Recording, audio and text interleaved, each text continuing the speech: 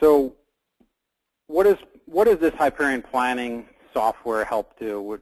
It helps provide a blueprint for your planning process, mitigating risk, increasing efficiencies, and improving effectiveness, hopefully, if you do it properly. We're going to talk, or actually, as I mentioned earlier, this particular client had one person that had the whole process and planning structure in their head. Nothing was documented. There was no transparency.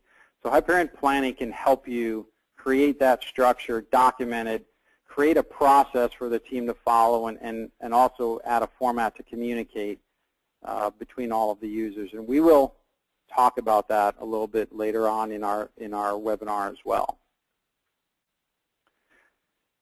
So I mentioned earlier we work with everything above data sources, so we do not deal with transactional systems.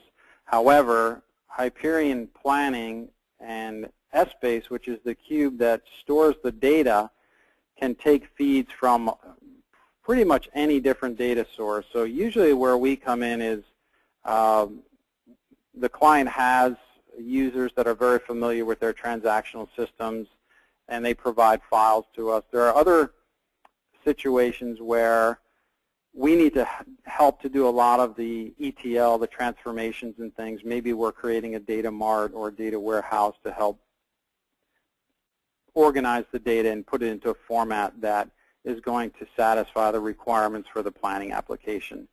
So you have basically three tiers here. You have the data sources feeding into the applications, and again, we're going to be talking about Hyperion Planning today. We will talk about the planning dimensions, what a dimension is.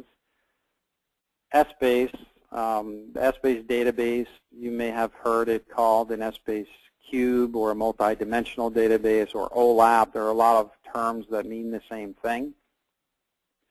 We will discuss workflow. We'll show some screenshots on how this client used that. And you'll also hear the term business rules or calculations. The way we're using those terms today, they mean the same thing. They are slightly different in what they do, but for the purposes of today, a business rule is a calculation, is the same thing. End user access, right? That's often what everybody wants to see. Well, how do I use this thing? How do I get data out of it? How do I put data into it? So you have these things called input forms. They can be web-based. There is also something called SmartView for Microsoft Office.